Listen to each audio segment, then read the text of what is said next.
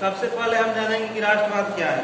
राष्ट्रवाद एक ऐसी भावना है जो किसी विशेष भौगोलिक संस्कृति या सामाजिक परिवेश में रहने वाले लोगों में एकता का वाहक बनाती है, जिसे राष्ट्रवाद कहते हैं। दूसरा का क्वेश्चन है, मेजनी कौन था? मेजनी इटली का एक क्रांतिकारी राष्ट्रवादी व्यक्ति था जिसका जन्म 22 जून 1805 को जेनेवा में हुआ था। यह कार्बोनरी नामक एक गुप्त क्रांतिकारी संगठन से जुड़ा हुआ था तथा सन 1831 में इन्होंने यंग इटली की स्थापना की। यही मेजनी का काम था। चलिए तीसरा क्वेश्चन है, जर्मनी के एकीकरण की क्या बाधाएं थी? जर्मनी के एकीकरण की अनेक बाधाएं थी। 19वीं शताब्दी में जर्मनी 300 कम से कम छोटे बड़े राज्य मिलकर 300 टुकड़ों में बटा हुआ था, जिसे एक करना बड़ी समस्या थी। सभी छोटे बड़े सम्राट अपने स्वार्थवश अपनी गद्दी छोड़कर जर्मनी को एक करने को तैयार नहीं थे। दूसरी ओर जर्मनी ऑस्ट्रिया के अधीन एक होगा या फिर फ्रांस के अधीन, यह भी एक बहुत बड़ी समस्या थी। क्वेश्चन नंबर 4 है, मेटरनिख युद्ध क्या है? मेटरनिख युद्ध क्या है? मेटरनिख ऑस्ट्रिया का एक चांसलर था जो घोर प्रतिक्रियावादी था। वह अपने राज्य में किसी भी प्रकार के सुधार के पक्ष में नहीं था। उसकी नीति थी कि शासन करो लेकिन कोई परिवर्तन नहीं होने दो। सन 1815 से 1848 तक का काल यूरोप के इतिहास में मेटरनिख युग के नाम से जाने जाने लगा। क्वेश्चन नंबर 5 है, इटली और जर्मनी के एकीकरण में ऑस्ट्रिया की भूमिका क्या थी?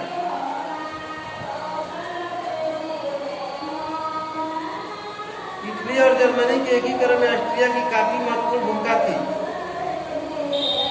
इटली और जर्मनी के एकीकरण में सबसे बड़ा बाधक ऑस्ट्रिया था।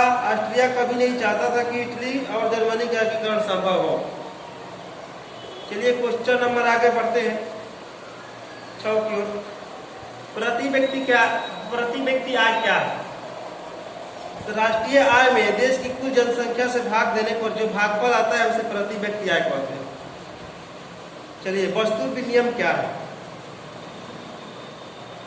क्वेश्चन नंबर 7 है ना। किसी एक वस्तु के साथ दूसरी वस्तु का अदला बदली अर्थात बिना मुद्रा के प्रत्यक्ष रूप से लेन देन वस्तु का विनिमय कहलाता है। क्वेश्चन नंबर 8, मौद्रिक प्रणाली क्या है? मौद्रिक प्रणाली वह प्रणाली है जिसमें वस्तु या सेवा को बेचकर मुद्रा प्राप्त किया जा सकता है और मुद्रा से वस्तु प्राप्त किया जा सकता है। आगे, मिश्रित अर्थव्यवस्था क्या है? मिश्रित अर्थव्यवस्था पूंजीवादी तथा समाजवादी अर्थव्यवस्था का मिश्रण होता है। अर्थात मिश्रित अर्थव्यवस्था वह व्यवस्था है जहां उत्पादन के साधनों का स्वामित्व सरकार तथा निजी व्यक्तियों के द्वारा या व्यक्तियों के पास होता है। भारत में मिश्रित अर्थव्यवस्था है। यह व्यवस्था पूंजीवादी तथा समाजवादी के बीच का रास्ता है। चलिए आगे क्वेश्चन,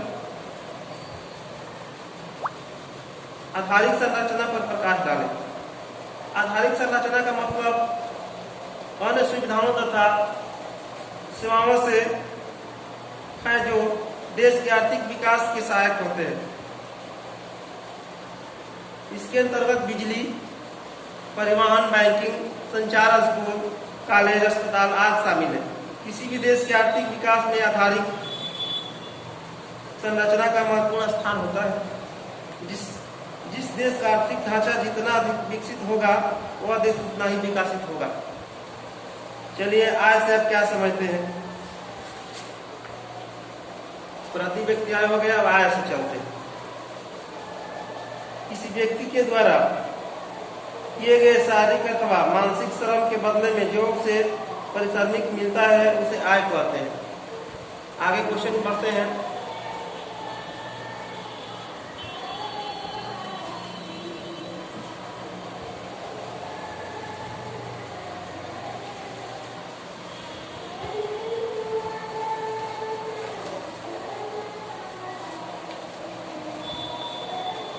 आगे की मुद्रा संरक्षण पर निबंध लिखिए।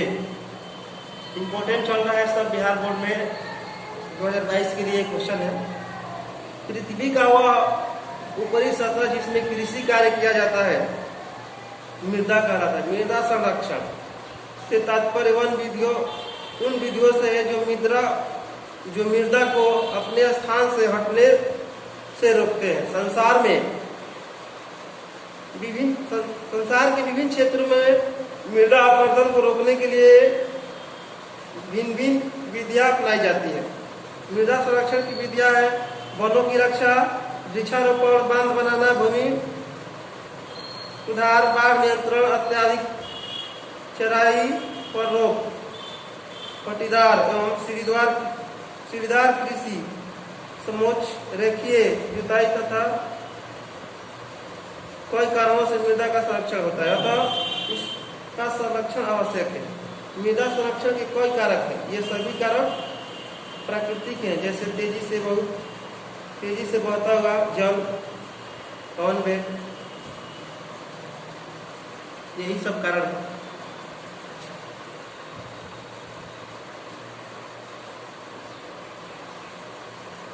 हिमानी समुद्री लहरें इन्हीं से सुरक्षा करने को मृदा संरक्षण कहते हैं।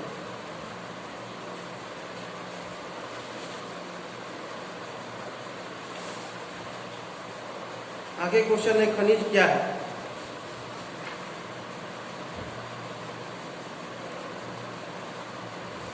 चलिए, मूलतः खनिज शब्द का अर्थ होता है खनि प्लस जड़।